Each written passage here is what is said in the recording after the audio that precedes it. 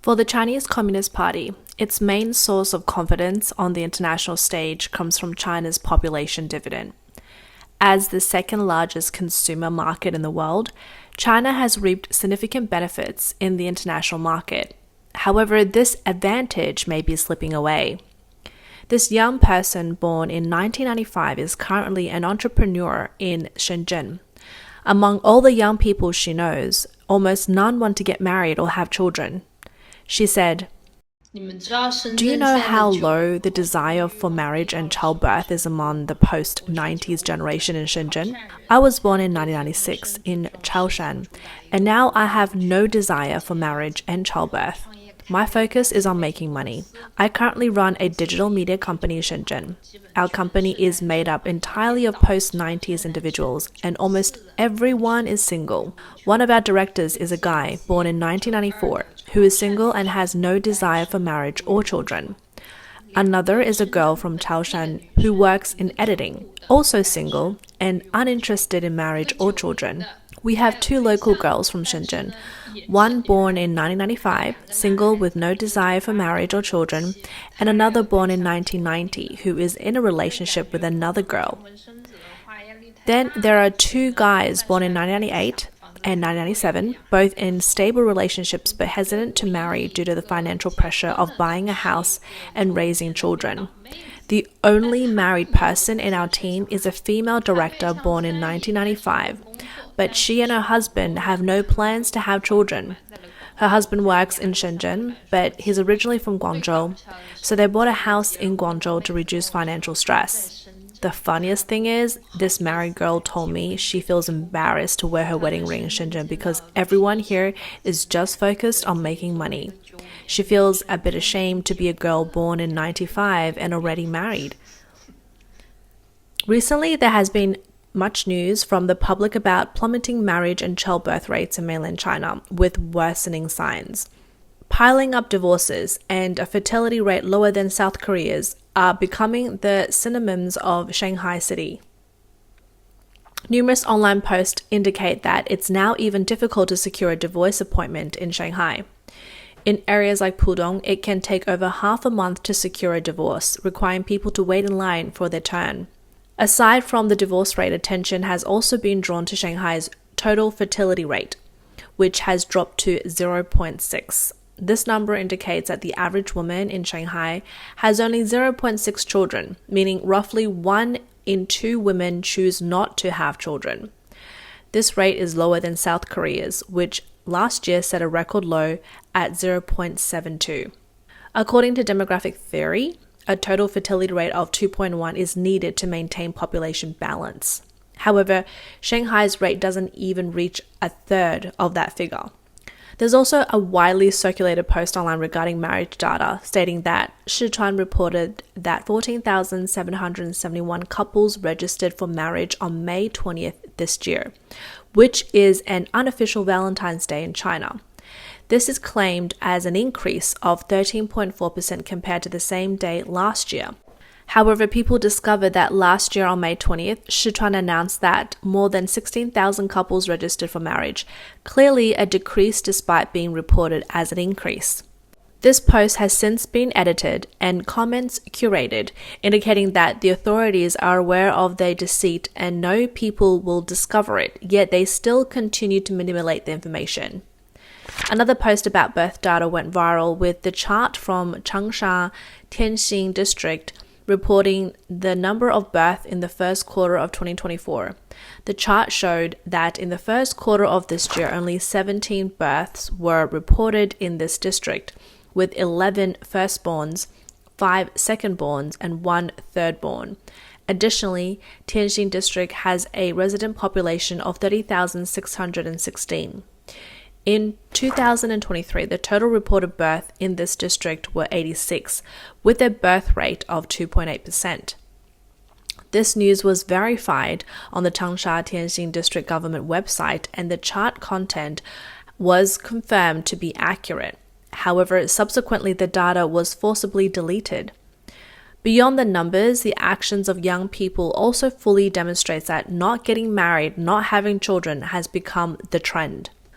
For the older generation, marriage and childbearing were the most important things. It is a way to carry on the family line.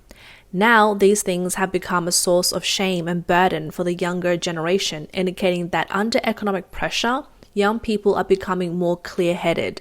Without a family, without the pressure to survive, without weaknesses, perhaps only then can one barely live in today's Chinese society. Kevin, a Chinese national who returned from overseas, witnessed the domestic economic downturn and the stagnant real estate market. In his view, it's not just that young people in China are not getting married or having children, many can hardly survive. These Chinese Canadian told the Epoch Times that this was his second trip back to China after the pandemic, and he clearly felt the heavy resentment among people now. Especially among young people on the streets, there is a lifelessness, and many don't even smile.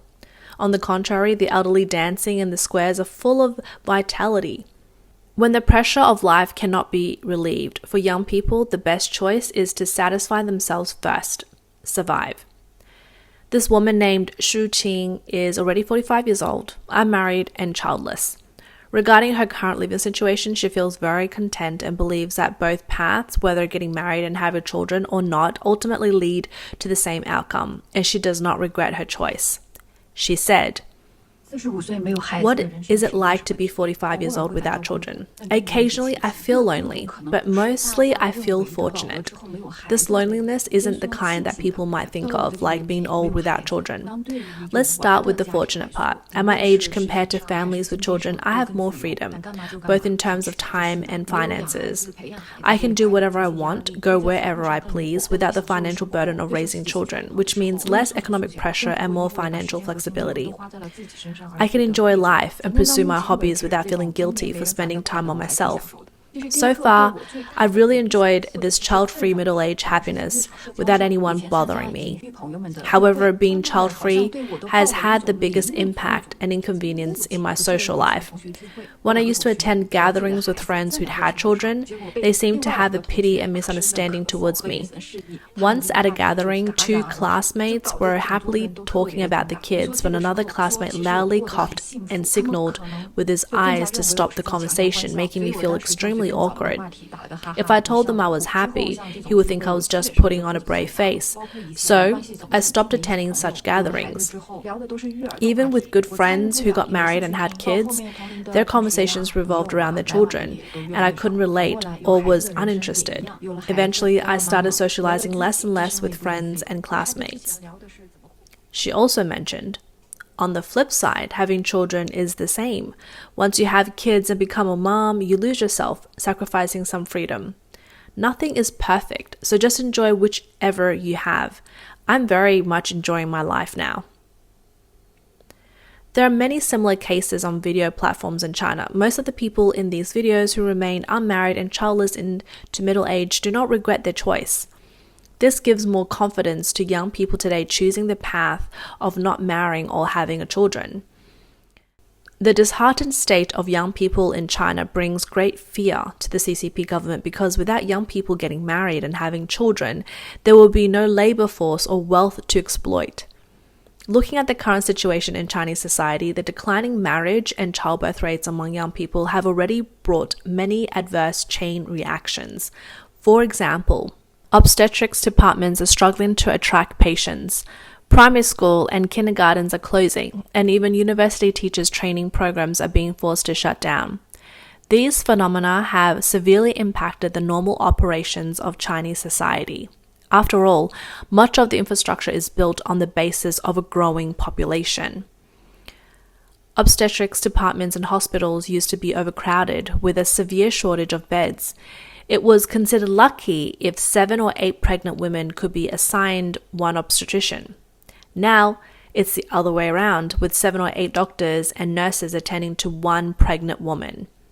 Some hospitals have even set up VIP wards to attract patients, offering services that meet 5-star hotel standards. Despite these efforts, hospitals in places like Jiangxi, Zhejiang, Guangxi are still experiencing a wave of obstetrics department closures. Hospitals lack children, but kindergarten lack them even more. In the past, getting a child into kindergarten required checking the family's household registration, income level, and property location. Even with connections, it wasn't easy. Now, kindergarten accept any child, no question asked, but they still face situations where there is only one child in a class. Some kindergartens have introduced various incentives such as a discount on tuition for referrals, 10% off fees, and free courses upon registration.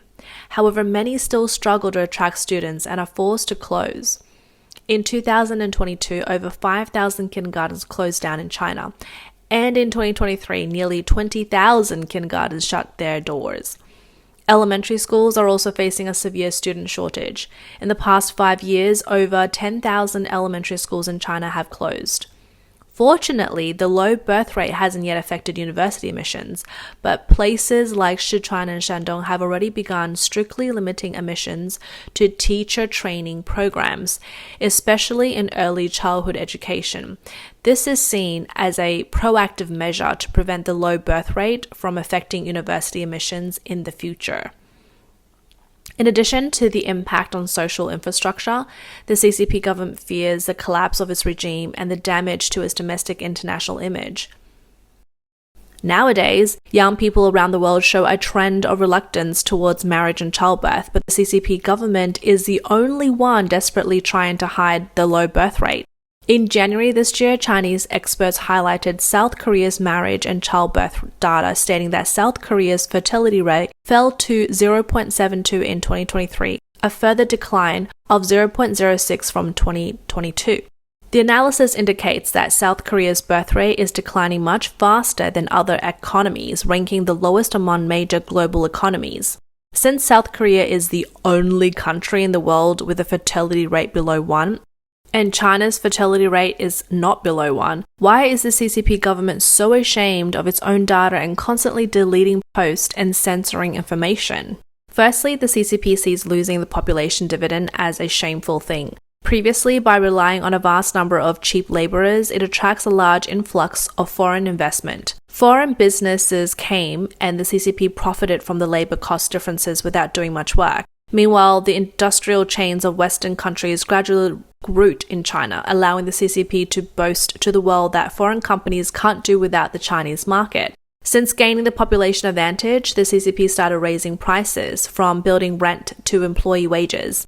As long as foreign businesses didn't mind the high cost, the CCP could continue exploiting workers in manufacturing.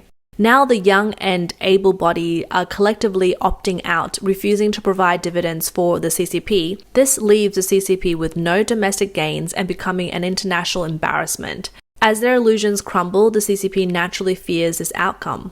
When it comes to the CCP extracting population dividends from the people, it is no small matter. The CCP's decades of wealth accumulation have relied entirely on exploiting its citizens. If young people stop getting married and having children, it will not only cut off the CCP's financial resources, but also expose its hidden evils. Once this regime can no longer exploit the people, officials will realize they hold power but have no wealth to gain. Even before a citizen uprising, internal dissent could arise, leading to the government's collapse and potential shutdown. In reality, under the rule of the CCP, young people are not just avoiding marriage and childbirth. They have created a guiding principle for themselves known as the 10 No's Youth. In the list compiled by Chinese people, not getting married and not having children are only third and fourth, while the first and second are not donating blood and not donating money. In China, blood donation and charity have become two of the many Ponzi schemes carefully designed by the government for young people. The horrific cases of contracting AIDS through blood transfusions and donations, along with the scandals involving Chinese internet celebrity Guo Meimei and the Red Cross embezzling donations in various forms, are enough to expose the CCP's hypocrisy. Moreover, the 10 no's also include not buying a house, not buying lottery tickets, not investing in the stock market, not buying mutual funds, not helping the elderly, and not being emotionally moved. In simple terms, young people do not want to be deceived anymore. Everyone is becoming aware that in China, under the rule of the Communist Party, no land truly belongs to ordinary people. Every field is occupied and divided by the CCP elites to varying degrees. Those who are outside the circle of elite families can only be exploited and butchered by those in power. Even their descendants will continue to be treated as human mines, where they are viewed as resources. After implementing scams and traps within real estate, stock market, mutual funds, financial products, and government bonds, the CCP quickly seizes control of the narrative, finds scapegoats, and continues its emotional brainwashing to stabilize the populace. Under the CCP rule, young people live with mental exhaustion, and even the elderly, who should be kind and loving, have become very cunning. Many elderly people become morally corrupt because the CCP fails to fulfill its obligations to support them or provide basic living security. The CCP gained power through deception and accumulated wealth through exploitation. Given its current influence, it's unsurprising that some individuals with ill intentions might view it as a role model. This influence extends beyond the elderly, as various forms of petty fraud, not limited to stage accidents, have become widespread. Young people shouting the 10 no's on the internet directly expose the CCP's deceptive nature. However, for the CCP, even if the emperor's new clothes are fake, they cannot be taken off. They cannot allow their people to see them as thugs, bandits, or scammers. They know that admitting guilt or mistake would only accelerate the regime's collapse. So all acts of deceit, robbery, and murder have to be hidden. Now, much like before, one misstep could lead to their downfall. Even an unsatisfactory birth or marriage rate could be the straw that breaks the camel's back.